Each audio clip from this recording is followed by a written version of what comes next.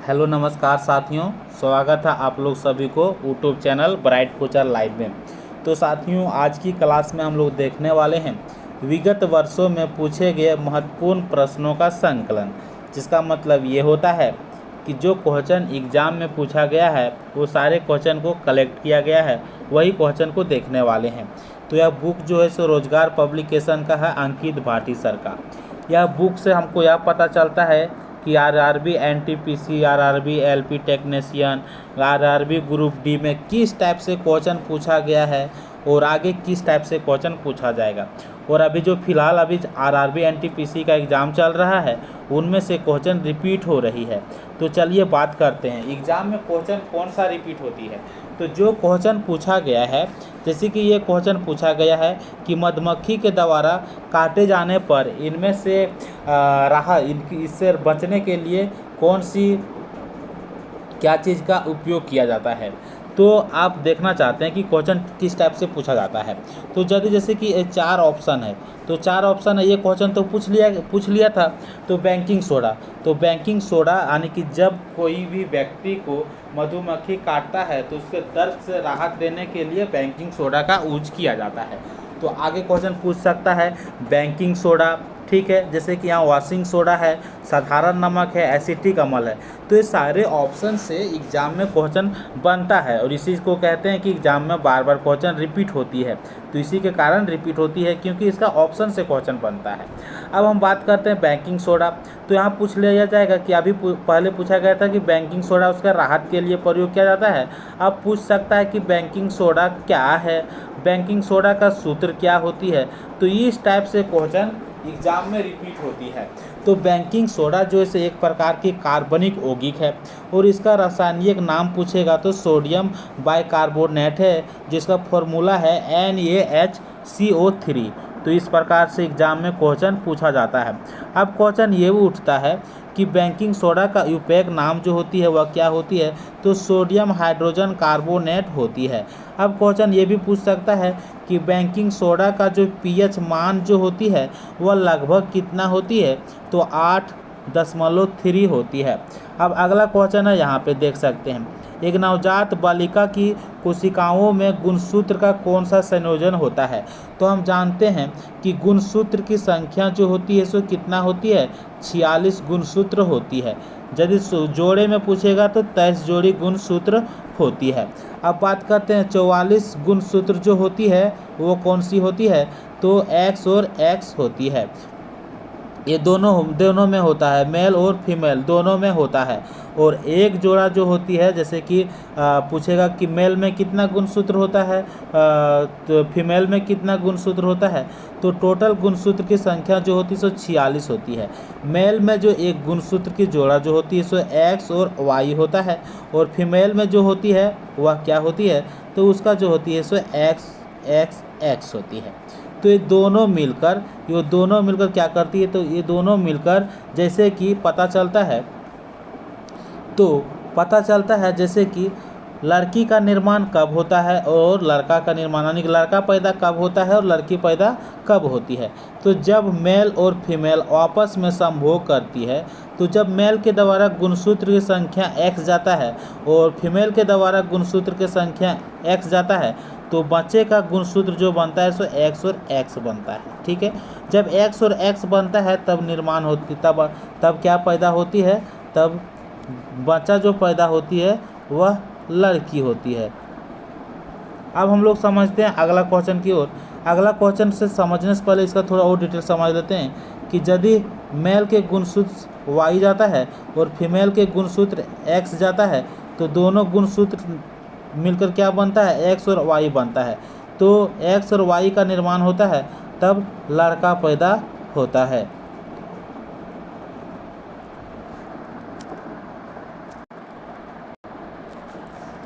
तब यहाँ पे क्वेश्चन क्या पूछा जा रहा है, क्वेश्चन पूछा जा रहा है कि एक नवजात बालिका की कोशिकाओं में गुणसूत्र का कौन सा संयोजन होती है।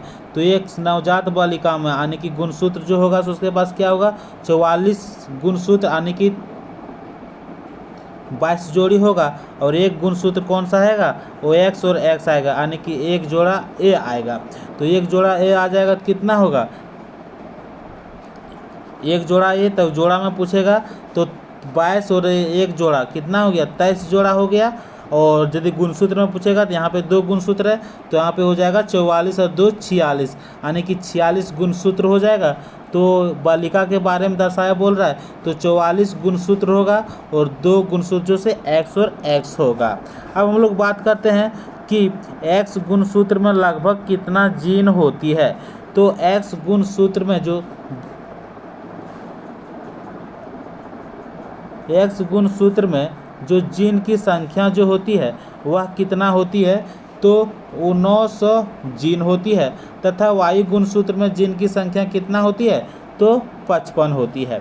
अब हम लोग बात करते हैं डैश ऊतक रक्त वाहिका के व्यास को बदल देता है। तो कौन सा ऊतक है जो रक्त वाहिका के व्यास को बदल देता है, तो मांसपेशियां ऊतक जो होती है या रक्त वाहिका के व्यास को बदल देता है। तो आप लोग इसको ध्यान दीजिएगा। क्वेश्चन पूछ सकता है कि जो मांसपेशियां ऊतक है, तो यहाँ तो चिकनी मांसपेशियां भी आ सकता है। तो चिकनी मांसपेशियां का जो ऊतक होता है वह रक्त वाहिका के व्यास को बदल देता है। यहाँ के क्वेश्चन ये भी पूछ सकता है कि चिकनी मांसपेशियां का ऊतक जो होती है वह स्वचालित रूप से यानी कि ऑटोमेटिक रूप से धीरे धीरे सिकुड़ते हैं। यह ऊतक जो होती है, जैसे कि चिकनी मांसपेशियां के ऊतक जो होती है पाचन तंत्र के मसलता तथा आंतरिक अंगों का गठन करती है। अब हम लोग बात करते हैं अगला क्वेश्चन की ओर। अगला क्वेश्चन बढ़ते हैं। यह भी क्वेश्चन देख सकते हैं, सारे इंपॉर्टेंट क्वेश्चन है क्योंकि यहीं से तो क्वेश्चन पूछा जाता है, फंसता है। जैसे कि मनुष्य में पाए जाने वाला श्वसन पिगमेंट जो होती है वह क्या होती है। तो मनुष्य में पाए जाने वाला श्वसन पिगमेंट जो होती है वह हीमोग्लोबिन होती है। अब क्वेश्चन पूछ सकता है कि हीमोग्लोबिन कहाँ पे पाई जाती है। तो हीमोग्लोबिन RBC में पाई जाती है। RBC का फुल फॉर्म क्या होता है, तो रेड ब्लड कर्पल्स होती है। क्वेश्चन पूछेगा कि ब्लड का रंग यानी कि ब्लड का रंग जो होती है वह लाल क्यों होती है, तो हीमोग्लोबिन के कारण लाल होती है। अब देखते हैं अगला क्वेश्चन। हीमोग्लोबिन ऑक्सीजन के साथ प्रतिवर्ती तरीके से ऑक्सी हीमोग्लोबिन बनाता है। हीमोग्लोबिन ऑक्सीजन के साथ यानी कि हीमोग्लोबिन जब ऑक्सीजन के साथ अभिक्रिया करती है तब ऑक्सी हीमोग्लोबिन का निर्माण करती है। क्वेश्चन पूछ सकता है कि एक सामान्य मानव में हीमोग्लोबिन की मात्रा औसत रूप से कितना रक्त होता है। तो एक सामान्य मानव में हीमोग्लोबिन की मात्रा जो होती है औसत रूप से 15 ग्राम से लेकर 100 मिली तक रक्त होता है। अब हम बात करते हैं अगला क्वेश्चन की ओर। कार्बन मोनोऑक्साइड के प्रति हीमोग्लोबिन का आकर्षण जो होती है ऑक्सीजन से लगभग 250 गुना अधिक होती है। क्वेश्चन अगला क्वेश्चन है, मटर के पौधे में पाए जाने वाला गुण निम्नलिखित में से कौन सा सही नहीं है। तो मटर के जो गुण पाया गया था वह कौन कौन सा पाया गया था, तो समझिएगा। मटर के पौधे में पाए जाने वाला गुण निम्नलिखित में से कौन सा सही नहीं है। तो सबसे पहले क्वेश्चन जो पूछाएगा कि मटर का जो पौधे का जो चयन किया था सो कौन किया था, तो किया था ग्रेगरी जॉर्ज मेंडल ने, ठीक है। क्योंकि आनुवांशिकी का पिता जो है किसे कहा जाता है, तो ग्रेगर जॉन मेंडल को कहा जाता है। आप क्वेश्चन ये भी पूछा था, जैसे कि गोल बीज हो गया, ये मटर के पौधे पर चयन किया था, हरी फली, गोल बीज और झुर्रीदार बीज। तो अब समझिएगा कि मटर के पौधे में पाए जाने वाला गुण कौन सा नहीं है, तो झुर्री बीज। अब हम बात करते हैं कि ग्रेगर जॉन मेंडल को आनुवांशिकी का पिता कहा जाता है। बिल्कुल यह क्वेश्चन बहुत ही इंपॉर्टेंट है। मेंडल ने वंशानुक्रम के 3 नियम दिए थे। क्वेश्चन पूछेगा कि वंशानुक्रम का नियम किसने दिया था, तो मेंडल ही ने दिया था। 3 नियम कौन कौन सा दिया था, एक प्रभुत्व का नियम दिया था, पृथक्करण का नियम दिया था, स्वतंत्र वर्गीकरण का नियम दिया था। अब अगला क्वेश्चन ये है कि निम्नलिखित में से किन अस्थायी ऊतकों को कोशिकाएं मृत होती है, यानी कि किन अस्थायी ऊतकों में, कौन सा अस्थायी ऊतक में कोशिकाएं जो होती है वह मृत होती है। तो आप लोग जानते होंगे स्क्लेरेकाइमा, स्क्लेरेनकाइमा जो है इनमें से मृत कोशिकाएं पाई जाती है। तो इस कोशिका यानी कि कोलेनकाइमा, स्क्लेरेनकाइमा और पेरेनकाइमा से क्वेश्चन पूछा जाता है। तो सारे को अच्छे से समझना है क्योंकि ये चार जो है चारों से क्वेश्चन पूछा जाता है और फंसाया एग्जाम में फंसाया जाता है कि स्क्लेरेनकाइमा जो है, स्क्लेरेनकाइमा आज तो इसे बोलते हैं दिरोटतक के ऊपर सेलुलोज व लिग्निन की बनी मोटी भित्ति पाई जाती है। यह क्वेश्चन बहुत इंपॉर्टेंट है क्योंकि यह बहुत बार पूछा गया है कि स्क्लेरेनकाइमा के ऊपर जो भित्ति जो बनी होती है वह किसकी बनी होती है, तो सेलुलोज व लिग्निन की भित्ति बनी होती है। अब देखते हैं दिरोटतक, दिरोटतक मतलब स्क्लेरेनकाइमा। यह पौधा जो होती है, अब पौधों को क्या करती है, मजबूत बनाता है। जैसे नारियल का पेड़ हो गया, ठीक है, नारियल का रेशेयुक्त छिलका। तो क्वेश्चन पूछेगा कि पौधा मजबूत होता है किसके कारण से, तो स्क्लेरेनकाइमा के कारण से मजबूत होती है। अब अगला क्वेश्चन है कोलेनकाइमा, कोलेनकाइमा यह भी बहुत इंपॉर्टेंट है। इसमें पूछा जाएगा कि कोलेनकाइमा अतो स्थूल कोण ऊतक जो है सो पर्णवृत्त में एपिडर्मिस के नीचे पुष्पवृत्त पर पाया जाता है। तो कोलेनकाइमा कहाँ पे पाई जाती है, तो एपिडर्मिस के नीचे पुष्पवृत्त पर पाया जाता है। अब अगला क्वेश्चन देखते हैं पेरेनकाइमा से लेकर।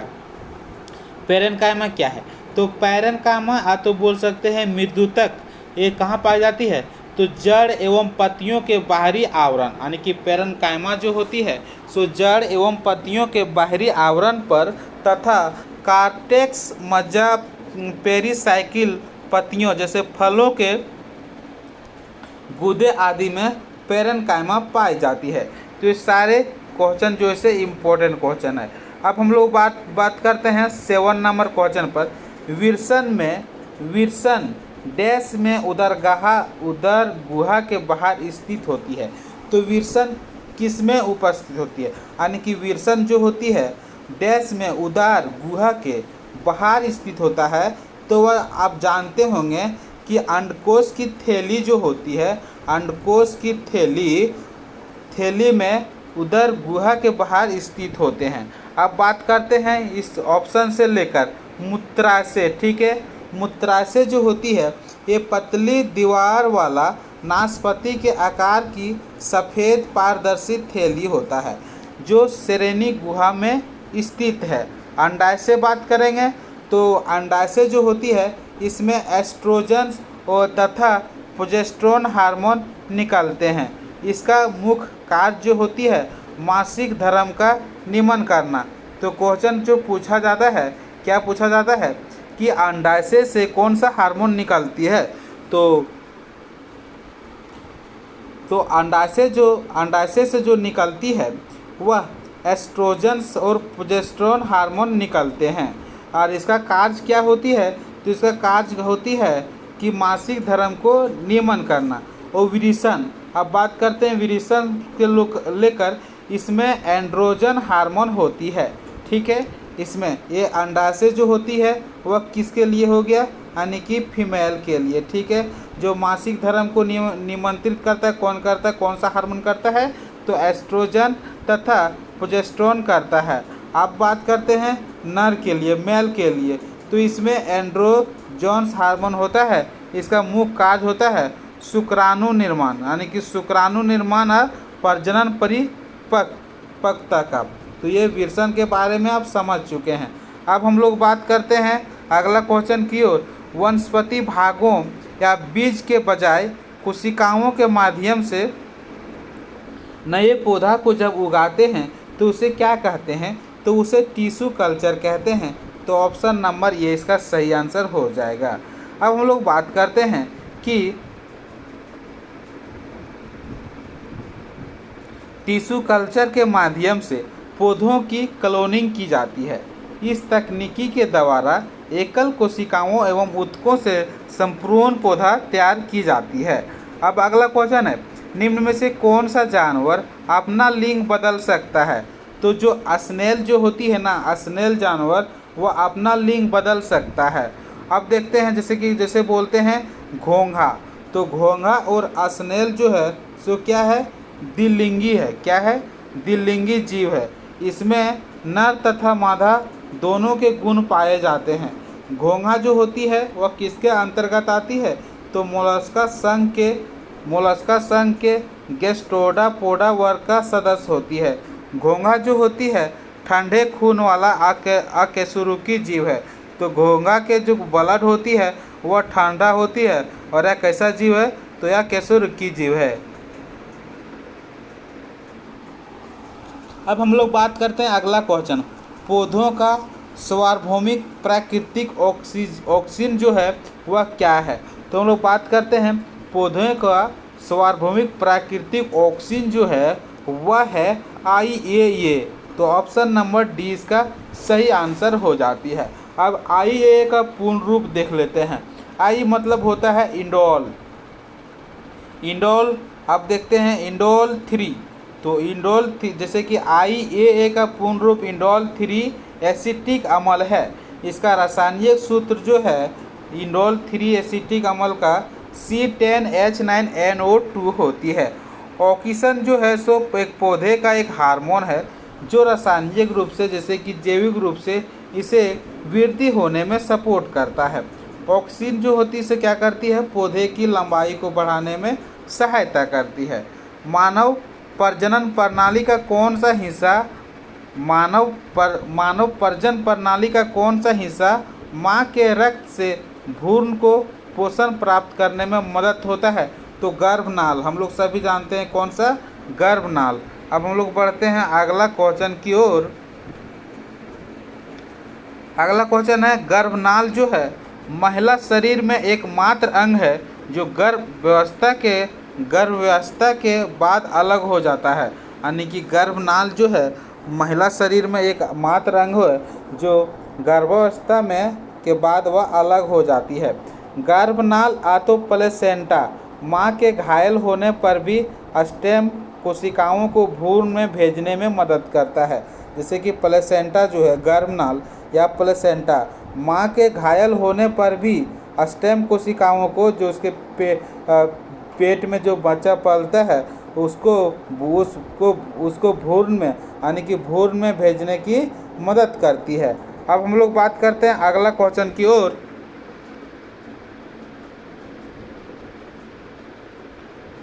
अगला क्वेश्चन है जंतुओं का कौन सा समूह विशेष रूप से मुक्त रहने वाली समुद्री जीव है।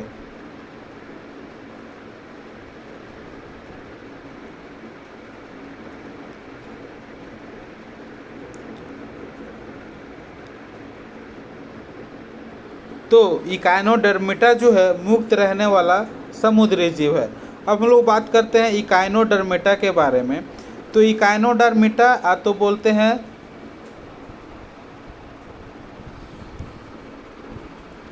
शूलचर्मी। इकाइनोडर्मिटा शूलचर्मी समुद्री जीवों का एक ऐसा समूह है। इस संघ के जंतु कंटिक उक्त त्वचा वाले होते हैं। उदाहरण जैसे कि स्टार फिश हो गया, समुद्री अर्चिन हो गया, समुद्री खीरा हो गया।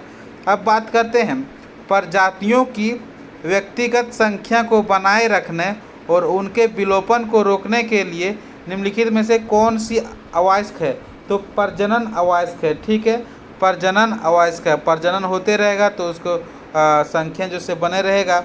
अब बात करते हैं प्रजनन जो होती है पृथ्वी पर जीवों को निरंतरता को बनाए रखता है। प्रजनन की अनुपस्थिति में प्रजातियां थोड़े ही समय में पृथ्वी से विलुप्त हो जाती है। अब हम लोग बात करते हैं मनुष्य में एक संयोजी ऊतक का उदाहरण को पहचाने। तो ब्लड जो है, हड्डी जो है सो क्या है, एक प्रकार का संयोजी ऊतक है। तो ऑप्शन नंबर यानी कि जुड़ने वाला क्या है, संयोजी ऊतक है। तो ऑप्शन नंबर ये इसका सही आंसर हो जाती है। अब हम लोग बात करते हैं जैसे कि संयोजी ऊतक। ऊतक जो है संयोजी ऊतक क्या है, ऊतक है। पेशी ऊतक, तंत्रिका ऊतक, उपकला ऊतक। उत्पत्ति जो होती है कहाँ से होती है, जैसे कि मेसोडर्म में उत्पत्ति किसका होता है, संयोजी ऊतक। पेशी ऊतक से पेशी ऊतक, एकोडर्म से तंत्रिका ऊतक का और कार्य क्या होती है समझिएगा। तंत्रिका जो ऊतक होती है वह क्या करती है, तंत्रिका तंत्र को संतुलन एवं नियंत्रण रखना, यह किसका कार्य होती है, तंत्रिका तंत्र का। उपकला ऊतक जो होती है यह क्या करती है, या उपकला ऊतक जो होती है से कहाँ से निर्माण होती है, उत्पत्ति जो होती है सो एक्टोडर्म, मेसोडर्म तथा एंडोडर्म। अब यह क्या करती है, कार्य इसका जो होती है जैसे कि प्रजनन में, सुरक्षा में, स्राव में एवं उत्सर्जन में। अब बात करते हैं फाइटो हार्मोन क्या है।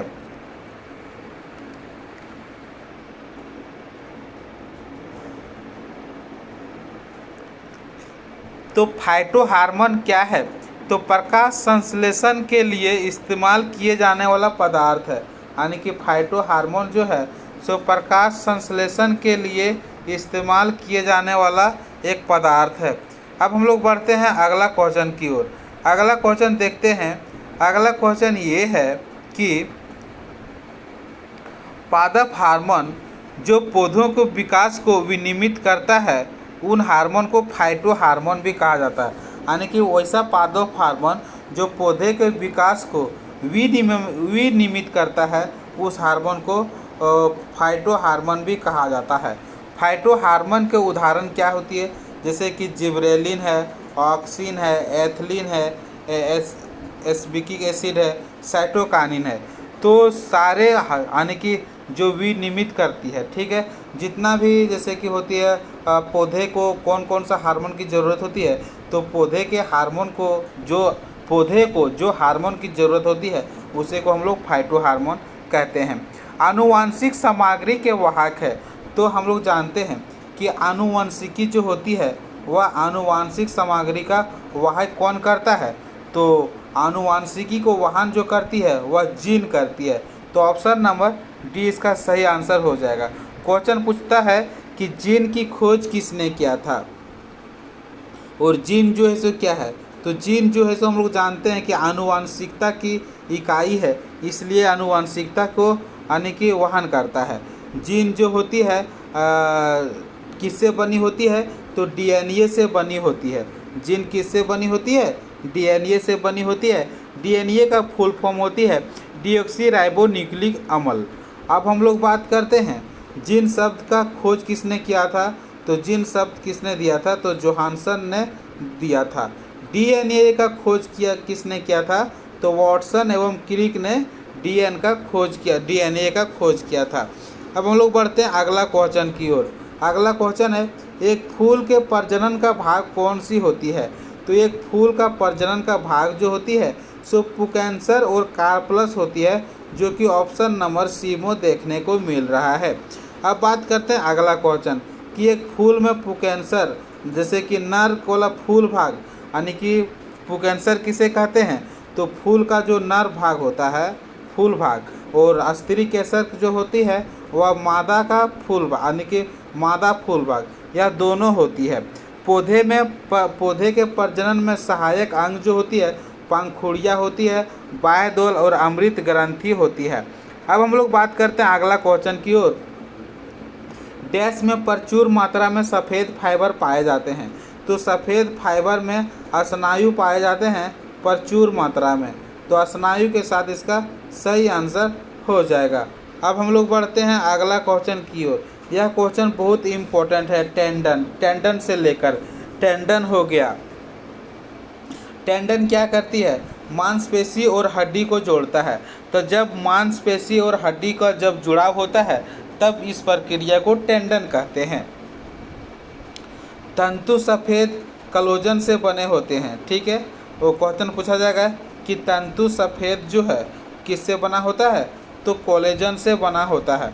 अब बात करते हैं टेंडन। तो टेंडन लचीले होते हैं लेकिन खिंचाव का विरोध करते हैं। स्नायु अस्थियों से जोड़ता है, लिगामेंट, ठीक है। अब देखते हैं लिगामेंट, स्नायु जो होता है हड्डी को हड्डी से जोड़ना लिगामेंट कहलाता है, और मांस को हड्डी से जोड़ना टेंडन कहलाता है। अब हम लोग बात करते हैं अगला क्वेश्चन की ओर। पौधे में बौनापन निम्नलिखित में से किसके उपचार द्वारा नियंत्रित किया जा सकता है। तो पौधे में बोनापन जो होती है किसके उपचार से नियंत्रित करना, यानी कि पौधा का हाइट रुकनी नहीं चाहिए, यानी पौधा लंबा हो जाना चाहिए, पौधा को छोटा नहीं रहना चाहिए। तो जिब्रेलिक अमल के उपचार से नियंत्रित किया जा सकता है, यानी कि पौधे में बोनापन निम्नलिखित में से किसके उपचार से नियंत्रित किया जा सकता है, तो जिब्रेलिन से। बात करते हैं ऑक्सिन हार्मोन। ऑक्सिन हार्मोन क्या होती है? यह हार्मोन पौधे की वृद्धि को नियंत्रित करता है। ठीक है, पौधे की वृद्धि को नियंत्रित कौन करता है? Auxin hormone. और यह कोशिका को विभाजन और विकास में कौन मदद करता है? तो साइटोकाइनिन हार्मोन। तो बोनापन को कौन नियंत्रित कर सकता है, किसके द्वारा? तो जिब्रेलिक अमल के द्वारा। पौधे की वृद्धि यानी उसका विकास को नियंत्रित किसके द्वारा? तो ऑक्सीकन के द्वारा। और पौधे को विभाजन एक से दूसरे मतलब दूसरे डाल में विभाजन होना, विकास होना साइटोकाइनिन के द्वारा। अब हम लोग बढ़ते हैं अगला क्वेश्चन की ओर। अगला क्वेश्चन यहाँ पे ये है, देखते हैं। और इथाइल जो होती है पौधे का भी यही हार्मोन है। इथाइल जो है एक प्रकार का प्राकृतिक हार्मोन है जो पौधों में फलों को पकाने का काम करता है। और जिब्रेलिक अमल जो है सो यह क्या करता है? यह बोनापन की समस्या को नियंत्रित करता है। अब देखते हैं अंडा जो होती है वो अंडाशय से कोख में किसके माध्यम से लाया जाता है? तो बात करते हैं अंडा जो होती है अंडाशय से कोख में किसके माध्यम से लाया जाता है? तो हम यहाँ पे जानते हैं कि अंडा जो होती है वो डिम्बवाहिनी अंडाशय से कोख में कोई भी अंडा को, यानी कि अंडा को कहाँ से? अंडाशय से कोख में किसके माध्यम से लाते हैं? तो अंडा को कोख में किसके माध्यम से लेकर जाएंगे? डिम्बवाहिनी के मदद से। तो ऑप्शन नंबर ये इसका सही आंसर हो जाता है। तो एग्जाम में क्वेश्चन डायरेक्ट पूछ लिया जाता है कि अंडा को अंडाशय से कोख में किसके माध्यम से लाया जाता है? तो डिम्बवाहिनी के माध्यम से लाया जाता है। अब देखते हैं गर्भाशय यानी गर्भाशय जो होती है कैसा होती है? तो नाशपाती के आकार का एक अंग होती है जिनमें से निषेचित अंडाणु प्रत्यारोपित होती है। अब बात करते हैं गर्भाशय, जैसे गर्भाशय गिरवा हो गया, गर्भाशय का निचल संकीर्ण सिरा हो गया, गर्भाशय को ओनी से जोड़ता है। ठीक है, वसा जैसे वसा डेफरेंस हो गया। इन नालिकाओं के काज होती है शुक्राणु को अंडकोश में उसके भंडारण स्थान से दूर ले जाने का। अब हम बात करते हैं अगला क्वेश्चन के ऊपर। निम्न में से कौन से पौधे के ऊतक कोशिका विभाजन में सक्षम होती है? तो कौन सा ऊतक? अभी हम लोग बात किए थे कि बीजोयक जो होती है, यानी कि कौन से पौधे का ऊतक कोशिका विभाजन में सक्षम होती है? पौधे के ऊतक कोशिका विभाजन में, तो बीजोयक ऑप्शन नंबर ये इसका सही आंसर होती है। एग्जाम में क्वेश्चन डायरेक्ट पूछ लिया जाता है कि वह कौन सा ऊतक है जो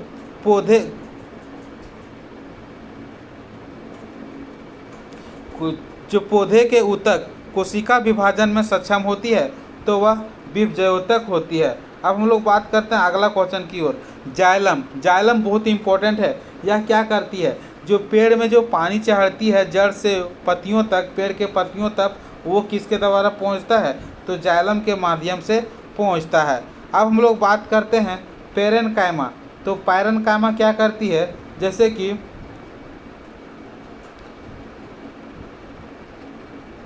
और एक होता है फ्लोएम ऊतक।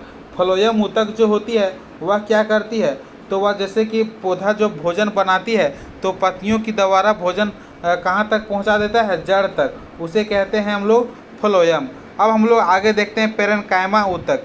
पैरेन्काइमा ऊतक में क्लोरोफिल पाया जाता है जिसके कारण प्रकाश संश्लेषण होता है। तो क्वेश्चन पूछा जाएगा कि प्रकाश संश्लेषण किसके कारण से होती है? तो क्लोरोफिल के कारण प्रकाश संश्लेषण होती है। और क्लोरोफिल किस में पाया जाता है? तो पैरेन्काइमा ऊतक में पाया जाता है। मनुष्य के लिए निम्नलिखित में से कौन सा प्राकृतिक ऊर्जा का एक सबसे बड़ा स्रोत है? तो मनुष्य के लिए निम्नलिखित में से कौन सा प्राकृतिक ऊर्जा का एक सबसे बड़ा स्रोत है? तो वो है सूर्य। यानी कि मनुष्य के लिए निम्नलिखित में से कौन सा प्राकृतिक ऊर्जा के लिए, तो ऊर्जा के लिए कौन सा है? सूर्य है। अब हम लोग बात करते हैं पृथ्वी पर सूर्य के माध्यम से आती है। पृथ्वी पर ऊर्जा कैसे आती है? तो सूर्य के माध्यम से आती है। सूर्य परोक्ष रूप से ज्वारीय ऊर्जा, पवन ऊर्जा तथा जल ऊर्जा के लिए ऊर्जा देते हैं। सूर्य में ऊर्जा परमाणु किसके द्वारा उत्पन्न होती है? तो परमाणु संलयन द्वारा उत्पन्न होती है। अब देखते हैं वृद्धि हार्मोन का कार्य क्या होती है? तो वृद्धि हार्मोन का कार्य होती है कभी कभी विकास प्रोत्साहक और कभी कभी विकास अवरोधक के रूप में कार्य करती है वृद्धि हार्मोन। अब वृद्धि हार्मोन को क्या कहते हैं? तो वृद्धि हार्मोन को सोमाटोट्रोपिन के नाम से भी जाना जाता है। यह पीयूष ग्रंथि के अग्रभाग द्वारा स्रावित होती है, यानी कि निकलती है। अब हम लोग बात करते हैं अगला क्वेश्चन की ओर। अगला क्वेश्चन है एक पौधे में इनमें से क्या एक बीज में परिवर्तित होती है? मान लीजिए एक पौधा है, ठीक है, कोई पौधा है, तो एक पौधे में इनमें से क्या एक बीज में परिवर्तित होती है? तो ध्यान दीजिएगा कि बीज में परिवर्तित होना, तो बीजांड जो होती है वह, जैसे अंड जो होती है वह अंडाशय में परिपक्व होती है, तो बीज जो होती है वह बीजांड में परिवर्तित होती है। अब हम लोग बात करते हैं वर्तिका। वर्तिका जो होती है जैसे कि ओनी छत्र और अंडाशय को जोड़ती है। वर्तिका जो होती है ओनी छत्र और अंडाशय को जोड़ती है, और ओनी छत्र वह भाग है जहाँ पराग अंकुरन करते हैं, और बीजांड में महिला प्रजनन कोशिकाएं होती है। अब बात करते हैं इम्प्लांटेशन।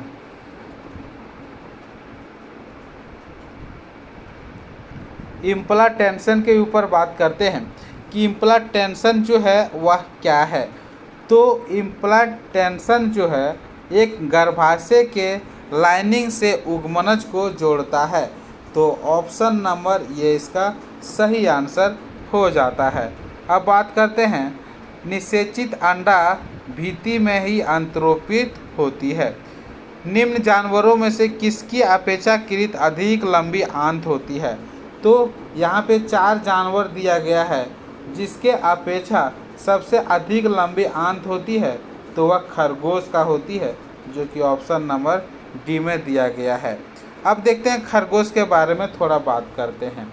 खरगोश जो है सो एक प्रकार की शाकाहारी जानवर है, इसलिए उसे भोजन के लिए पाचन तंत्र की आवश्यकता होती है। यानी पाचन तंत्र की आवश्यकता जो होती है सो सबको होती है, लेकिन इसको लंबे की क्यों होती है? तो क्योंकि यह शाकाहारी जानवर है, या कई पेड़ का पत्ती वगैरह जड़ वगैरह खाता है, जिसके कारण से पचाने के लिए लंबे पाचन तंत्र की आवश्यकता होती है। और हम बात कर सकते हैं जैसे कि कुत्ता, बाघ और लोमड़ी जो है वह क्या है? तो ये तो हम लोग सभी जानते हैं कि मांसाहारी जानवर है। अब हम लोग बात करते हैं सूत्री विभाजन, जिसे बोलते हैं मिटोसिस। तो सूत्री विभाजन के चरण का नाम बताइए जिसके दौरान विभाजित सेल के अनुसार गुणसूत्र जो होती है मध्य रेखा पर स्थित होती है। तो मध्य रेखा पर क्या स्थित होती है? तो किसके दौरान होती है?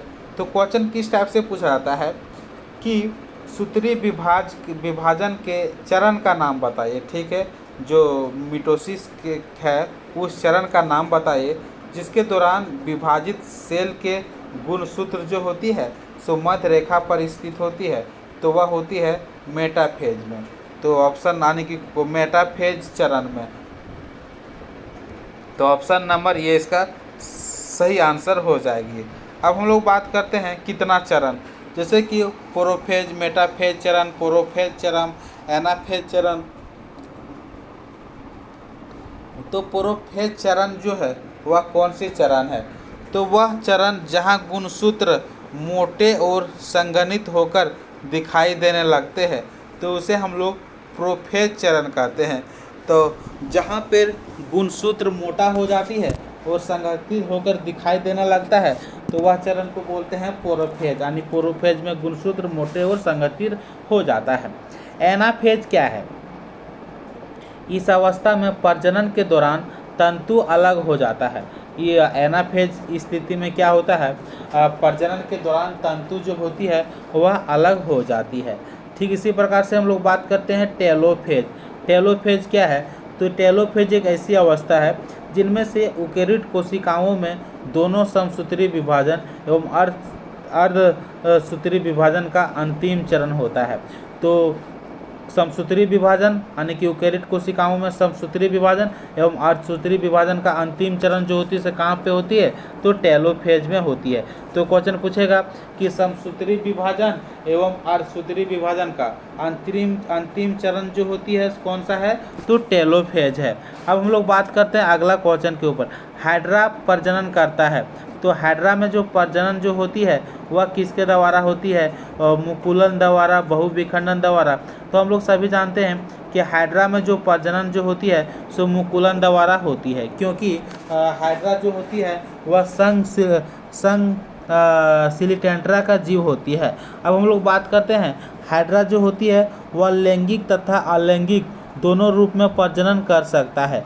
अलैंगिक प्रजनन मतलब विखंडन के द्वारा, जैसे कि अलैंगिक प्रजनन में कैसे हो गया? विखंडन और मुकुलन के द्वारा। तो दोनों क्वेश्चन पूछ सकता है ऑप्शन में से, दोनों रहेगा विखंडन या मुकुलन, तो दोनों लगाना है। अमीबा, हाइड्रा तथा स्पाइरोगोरा में प्रजनन जो होती है अलैंगिक माध्यम से होती है।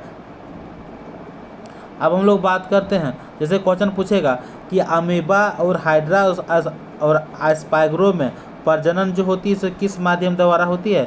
तो अलैंगिक जनन के द्वारा। अब बात करते हैं प्रोस्टेट ग्रंथि किसके नीचे मौजूद होता है? तो हम लोग सभी जानते हैं कि मूत्राशय के आधार पर क्या होती है? प्रोस्टेट ग्रंथि स्थित होती है। तो ऑप्शन नंबर सी इसका सही आंसर हो जाता है। अब हम लोग बात करते हैं अगला क्वेश्चन, प्रोस्टेट ग्रंथि का कार्य जो होती है वह क्या होती है? तो प्रोस्टेट ग्रंथि का कार्य जो होती है योनि के अम्लीय वातावरण को न्यूट्रलाइज करने वाला तरल को स्त्रावन करती है। अब हम लोग बात करते हैं अगला क्वेश्चन। अगला क्वेश्चन है रक्त का कौन सा घटक, जैसे भोजन, रक्त का कौन सा घटक भोजन हो गया, कार्बन डाइऑक्साइड हो गया और नाइट्रोजन युक्त कचरे का परिवहन करता है? तो रक्त का ऐसा कौन सा घटक है जो भोजन, कार्बन डाइऑक्साइड और नाइट्रोजन युक्त कचरे को परिवहन करता है? तो वो है प्लाज्मा। तो ऑप्शन नंबर सी इसका सही आंसर हो जाता है। अब हम लोग बात करते हैं अगला क्वेश्चन की ओर। प्लाज्मा जो है सो क्या है? तो रक्त का एक तरल भाग है जो भोजन, कार्बन डाइऑक्साइड तथा नाइट्रोजन अपशिष्ट पदार्थ को क्या करता है, यानी कचरे वाला पदार्थ को बाहर करता है। अब देखते हैं यह पूरे शरीर में रक्त घटकों को भी पहुंचाता है, पूरे शरीर में रक्त में घटकों को भी पहुंचाता है। और आरबीसी जो होती है फेफड़ों से, आरबीसी फेफड़ों से ऑक्सीजन लेकर शरीर के चारों ओर प्रसारित करता है। तो फेफड़ा से ऑक्सीजन लेकर आरबीसी जो होती है सो शरीर के चारों ओर में फैलाती है। डब्ल्यूबीसी क्या करती है? तो डब्ल्यूबीसी जो है शरीर को संक्रमण तथा बीमारी से बचाती है। अब हम लोग बढ़ते हैं अगला क्वेश्चन की ओर। किसी फूल के मादा प्रजनन हिस्से को क्या कहते हैं? तो किसी फूल के मादा प्रजनन हिस्से को हम लोग अंडक के नाम से जानते हैं। तो इसका आंसर जो होगा सो ऑप्शन नंबर डी के साथ इसका सही आंसर हो जाएगा। निम्नलिखित में से किसका उपयोग पेयजल को कीटाणु रहित, तो हम लोग केमिस्ट्री में डिस्कस किए थे कि पीने वाला जल को कीटाणु रहित करने के लिए ब्लीचिंग पाउडर का उपयोग किया जाता है। तो ऑप्शन नंबर 20 का सही आंसर हो जाती है।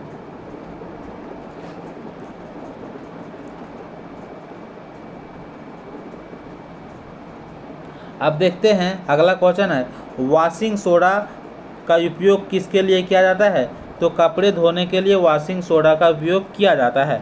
वॉशिंग सोडा का फॉर्मूला ये होती है। अब देखते हैं बेकिंग सोडा। तो बेकिंग सोडा का उपयोग किसके लिए किया जाता है? जैसे कि रोटी केक वगैरह को सेंकने के लिए।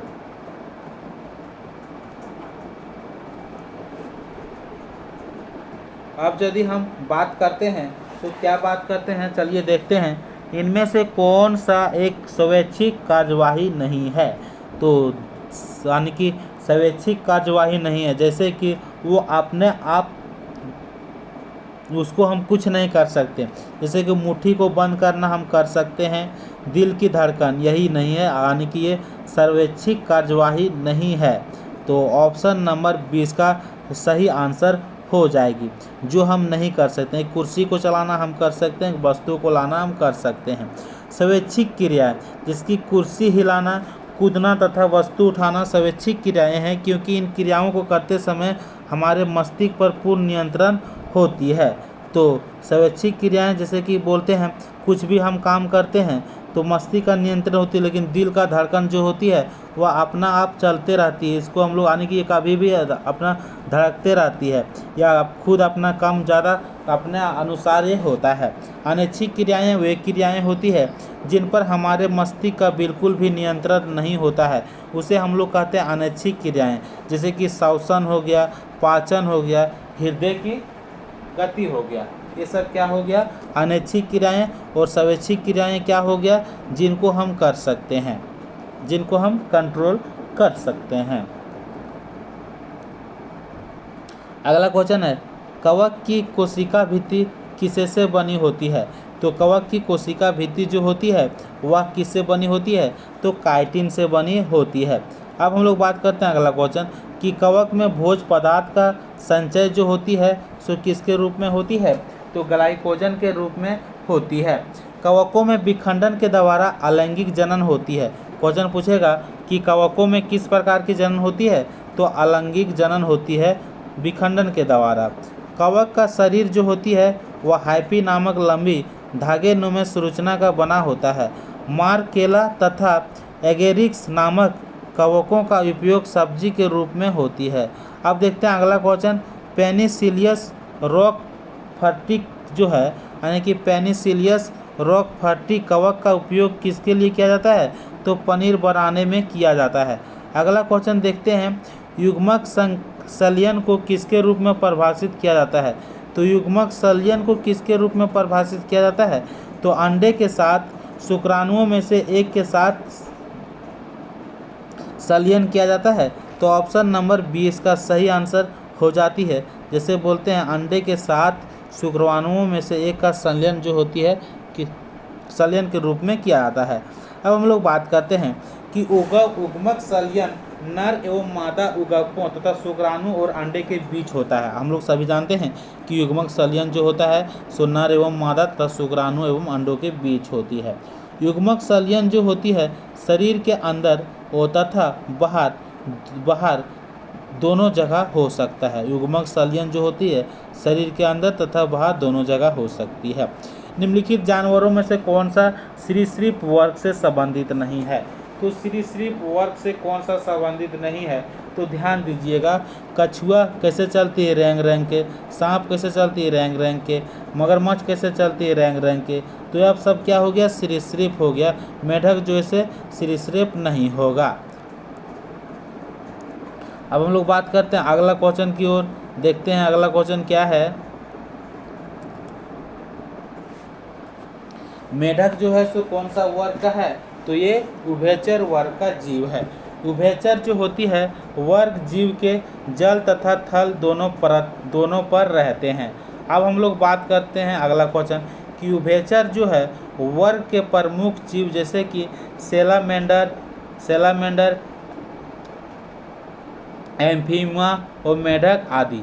अब हम लोग बात करते हैं कि सरीसृप जो होती है कैसा होती है, कशेरुकी होती है। इनमें रीढ़ की हड्डी पाई जाती है, जैसे सांप हो गया, छिपकली हो गया, कछुआ हो गया, घड़ियाल हो गया, मगरमच्छ हो गया। अब हम लोग बात करते हैं अगला क्वेश्चन की ओर। पौधे में डैश हार्मोन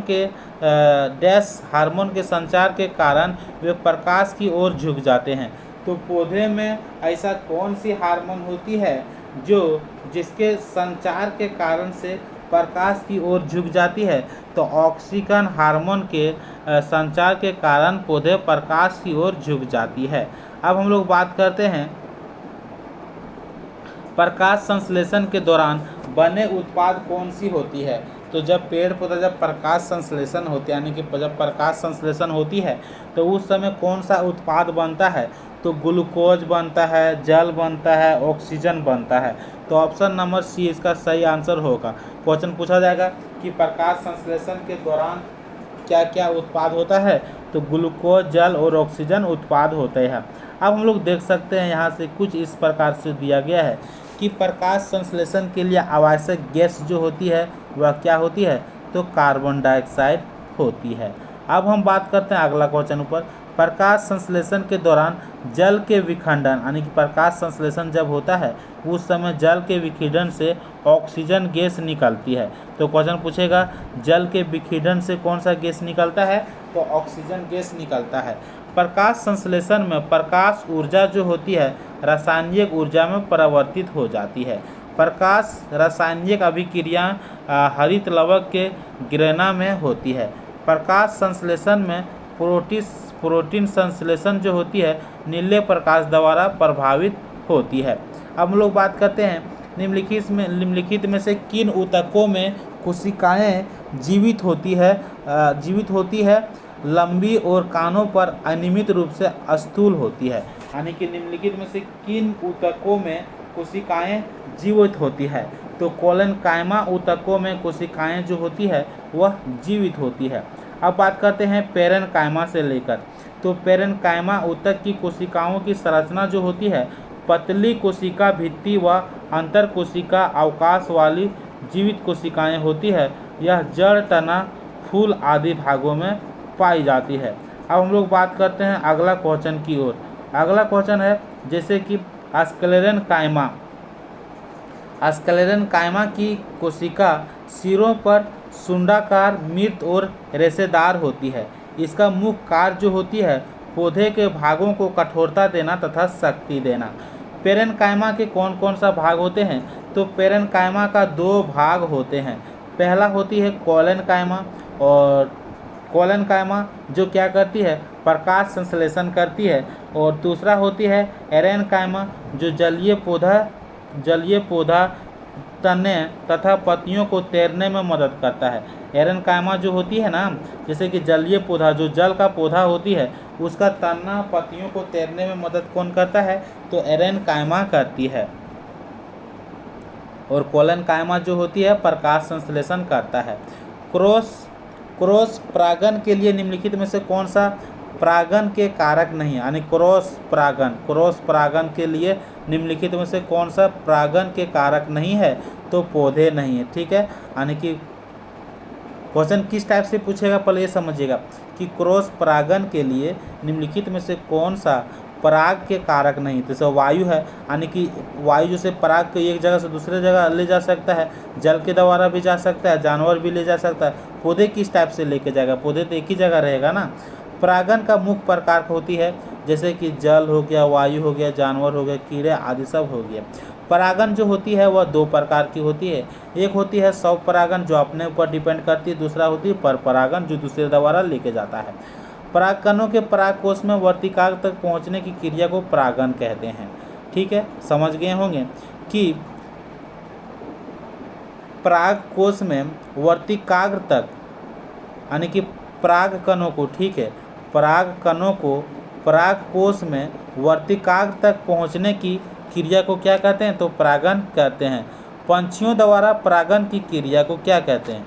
तो पंछियों द्वारा परागण की क्रिया को ऑर्निथोफिली कहते हैं। तो ध्यान दीजिएगा आप लोग। अगला क्वेश्चन जो है वह है कि अपच का इलाज करने के लिए निम्नलिखित में से किस प्रकार की दवा का प्रयोग किया जाता है। यानी कि अपच का, यानी कि बोलते हैं अपच, यानी कि भोजन पचा नहीं, तो उसके लिए किसका इलाज किया, कि उसको इलाज के लिए किसका उपयोग करते हैं, किस दवा का उपयोग करते हैं। तो एंटीबायोटिक दवा का उपयोग करते हैं। वे पदार्थ जो पेट के अमल को बेअसर करता है उन्हें हम लोग एंटासिड कहते हैं। वे पदार्थ जो पेट के अमल को बेअसर करता है उसे हम लोग एंटासिड कहते हैं। एंटीबायोटिक दवाइयाँ जो होती है जीवाणु की वृद्धि को नष्ट या धीमी कर देती है। अब हम लोग बढ़ते हैं एनाल्जेसिक दवा का प्रयोग दर्द को दूर करने में किया जाता है। सल्फा दवाएं संक्रमण को रोकने के लिए की जाती है। अब हम लोग बात करते हैं अगला क्वेश्चन की ओर। निम्नलिखित में से कौन गर्म पानी के कुंडों गहरे समुद्र, तप्त कंदराओं और अंटार्कटिका की बर्फ जैसा जीवन यापन हेतु अति जटिल निवास स्थान में भी निवास कर सकता है? तो वह कौन सा प्राणी है जो इस स्थान पर निवास कर सकता है? तो वह जीवाणु है। अगला क्वेश्चन है, जीवाणु जो होती है सो 100 डिग्री सेल्सियस तापमान वाले स्थान पर तथा अत्यधिक ठंडे स्थान पर भी रह सकता है। विषाणु केवल अनुकूल परिस्थितियों में जीवित रह सकता है। अमीबा अत्यधिक तापमान में जीवित नहीं रह सकता है। विषाणु का बाह्य आवरण जो होती है प्रोटीन के कैप्सिड का बना होती है। तो आज की वीडियो को हम लोग यहीं एंड करते हैं। हम लोग मिलते हैं नेक्स्ट वीडियो में।